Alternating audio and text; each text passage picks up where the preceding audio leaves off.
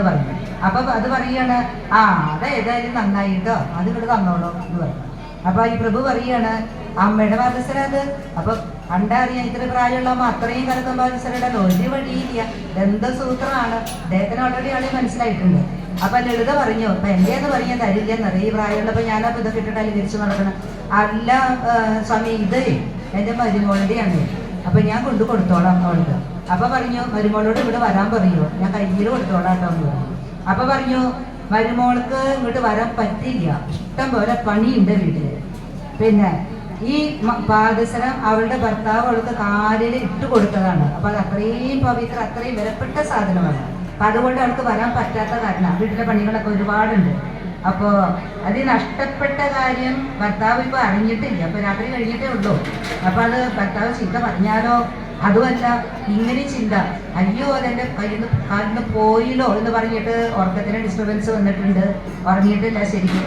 അപ്പൊ പറയാണ്, അത് എനിക്കത് തന്നോളൂ, ഞാൻ അവിടെ കൊണ്ടു കൊടുക്കാം, പിന്നെയും പറയും. അപ്പൊ പറയാണ്, ശ്യാമാനന്ദ പ്രഭു പറഞ്ഞതൊക്കെ കേട്ടു, അയാൾക്ക് മനസ്സിലായി ഇതൊക്കെ കള്ളത്തരം പറയുകയാണെന്ന്. അമ്മ വേറെ വേഷത്തിൽ വന്നാൽ അതും മനസ്സിലായിട്ടുണ്ട്.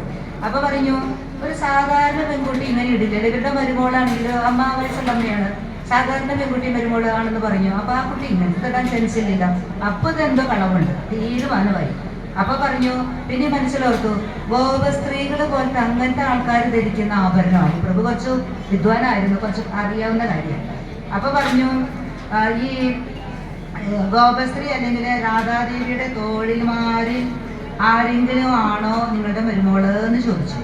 അപ്പൊ പറഞ്ഞു, അത്രയ്ക്ക് അതിന്റെ ചൈതന്യം ഉണ്ടല്ലോ, അത് മനസ്സിലാക്കിയിട്ടാണ് ഈ ചോദിച്ചത്. അപ്പൊ പറയാണ്, ഈ അവർക്ക് വരാൻ പറ്റില്ല, എനിക്ക് തന്നെ തന്നോളൂ. അങ്ങനെ ഗോപശ്രീ ഒന്നുമല്ല, എൻ്റെ മരുമോള് സാധാരണ ഒരാളാണ്, ഇതൊക്കെ പറയും. അപ്പൊ പറയാണ്, ഇത് എനിക്ക് മനസ്സിലായി, ഇത് രാധാദേവിയുടെ തന്നെയാണ്, പക്ഷെ അത് നിങ്ങളുടെ മരുമോൾക്ക് ഞാൻ എങ്ങനെ തരും? അപ്പൊ ഈ പ്രായമുള്ള ഇവര് വിചാരിച്ചു, ഇത് ഇയാളുടെ ഒരു അടവാണ് കേട്ടോ, അതിന്റെ ഉടമസ്ഥനെ കൊടുക്കുള്ളൂ എന്ന് പറയില്ല. അപ്പൊ നമ്മള് അയ്യോ എന്റെ എത്രയും വിലപിടിപ്പുള്ളൊരു സാധനം പോയി, ദൈവം എനിക്ക് തിരിച്ചു കിട്ടും. അപ്പൊ നമ്മൾ എന്തെങ്കിലും പാരിതോഷമായിട്ട് സന്തോഷമായിട്ട് എന്തെങ്കിലും കൊടുക്കുമല്ലോ, അത് മേടിക്കാനുള്ള സൂത്രമാണ് ഇയാളുടെ. അത്ര ഇങ്ങനെ ചിന്തിച്ചു വരും. ഇയാളെ ആക്ച്വലി ദേവിയുടെ ദർശനം എന്ന് കിട്ടണം, അതിനു വേണ്ടിയാണ് ഈ ഒഴിവുകളോടെ കൂടെ പറയുന്നത്. അപ്പൊ ഇയാൾ പിന്നെയും പറഞ്ഞു, ആരാണോ അതിന്റെ ഉടമസ്ഥ ആ ആളുടെ കയ്യിലേ ഞാനത് കൊടുക്കുള്ളൂ. അപ്പൊ ഈ ലളിതായി പോയ പ്രായമായി പോയി അവര് പറയാണ്, അതെ എന്റെ മരുമകൾക്ക് മകൻ കൊടുത്തതാണ്, അപ്പൊ ഞാൻ തന്നെയല്ലേ വന്നേക്കണ്, എന്റെ വീട്ടിലെ കുട്ടിയല്ലേ, അപ്പൊ ഞാനല്ലേ എന്റെ ഉടമസ്ഥ, അതുകൊണ്ട് എന്റെ കയ്യിൽ തരും. പിന്നെയും പറഞ്ഞു. അപ്പൊ ഇദ്ദേഹം പിന്നെയും പറയാണ്, അല്ല മരുമകളുടെയാണ്, മരുമകൾ വരട്ടെ. പിന്നെ ഈ സംഭാഷണം തന്നെയാണ് അവര്. അപ്പൊ പറഞ്ഞു, കുട്ടിയെ കുളിപ്പിക്കണം, അവിടെ പോകണം, ഇതൊക്കെ തന്നെ പിന്നെയും പറയാൻ തുടങ്ങി. പിന്നെ തൈര് കലക്കണം, പാലുണ്ടാക്കണം, പാല് വിൽക്കാൻ പോകണം, മാർക്കറ്റിൽ പോകണം, സാധനം മേടിക്കണം. അവൾക്ക് ഒട്ടും സമയം കിട്ടില്ല. എനിക്ക് നാളെ വന്നോട്ടെ, പറ്റില്ല, അത് തന്നെ വേണം, ഭർത്താവ് പറയുമ്പോഴേക്കും അത് കാലിടണം. അപ്പൊ ഇതാണെന്ന് പറഞ്ഞു. അപ്പൊ ഇദ്ദേഹം പറയുകയാണ്, പിന്നെ ഇതൊന്നും പറ്റില്ല, ആരാണോ ഇത് അണിയേണ്ടത്, ആരാണോ ഇതിന്റെ അവകാശി, ആ ആൾക്കാണ് ഞാൻ അത് കൊടുക്കുന്നത്. അപ്പൊ അതുകൊണ്ട് മരുമോളൊരു കാര്യം ചെയ്തോട്ടെ, പണികളൊക്കെ കഴിഞ്ഞിട്ട്, ഇപ്പൊ അത് അടുത്താണല്ലോ വീട്, ഇപ്പൊ ഞങ്ങളാണ് അടുത്താണ്, ഞങ്ങൾ 2 മിനിറ്റ് കൊണ്ട് ഓടി ഇങ്ങോട്ട് വരാമല്ലോ, സമയത്തിന് വന്നാൽ മതി, ഞാൻ ഇവിടെ തന്നെയുണ്ട്, ഞാൻ എവിടെയും പോവാറില്ല, ഞാൻ നേരെ അങ്ങോട്ട് കൊടുത്തോളാം, എപ്പോ വേണമെച്ചാൽ വന്നോട്ടെ, അപ്പൊ ഞാൻ തിരിച്ച് നൽകാലോ എന്ന് പറഞ്ഞു.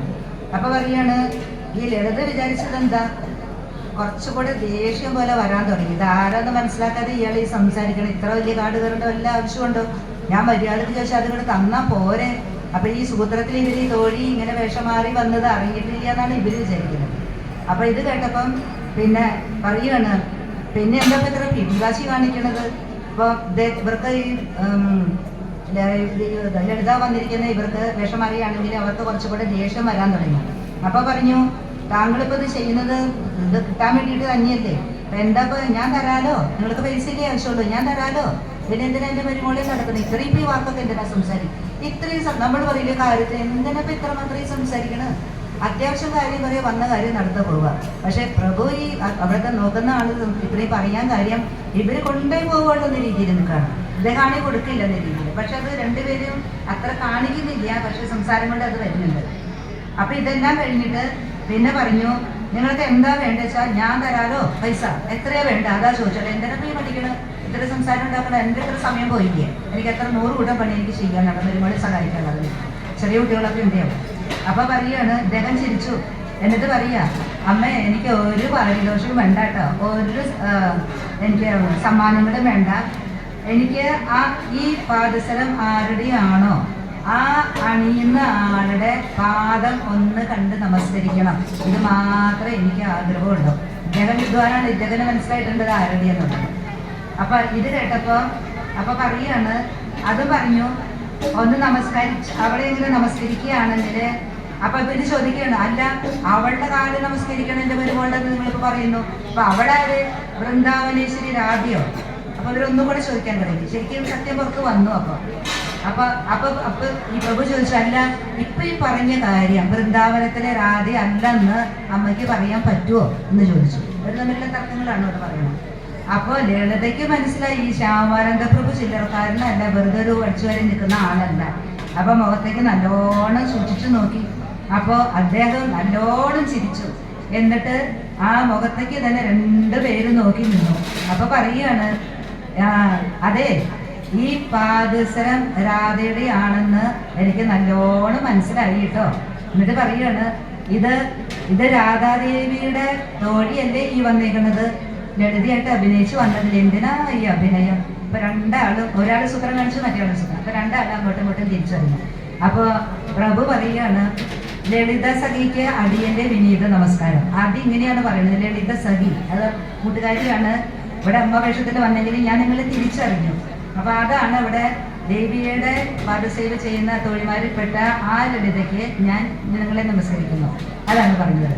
പിന്നെ പറയാണ്, ഈ പാദസരമണിഞ്ഞ പാദപത്മങ്ങളിൽ എത്രയോ തവണ ഞാൻ സ്വപ്നത്തിൽ കണ്ടിട്ടുണ്ട്, ഈ പ്രഭു അവിടെ കണ്ടിട്ടുണ്ടെന്നാ പറയുന്നത്. അപ്പൊ പറയാണ്, അത് ഒന്ന് നേരിട്ട് സ്വപ്നത്തിൽ ഞാൻ പാദം കണ്ടിട്ടുള്ളൂ, അപ്പൊ നേരിട്ട് എനിക്ക് ആ പാദം ഒന്ന് കണ്ട് ഒന്ന് നമസ്കരിക്കണം, അതിനാണ് ഞാൻ നിങ്ങൾക്ക് തരാതിരുന്നത് എന്ന് പറഞ്ഞത്. അപ്പോ അദ്ദേഹത്തിന് ആ ഭക്തിഭാവം വന്നപ്പോഴേക്കും മുഖത്ത് ഒരുപാട് തേജസ് വന്നു ഈ പ്രഭുവിന്. അപ്പൊ ലളിത അദ്ദേഹത്തിന്റെ ആ ഭക്തി നിറഞ്ഞ ആ മുഖത്തേക്ക് നോക്കി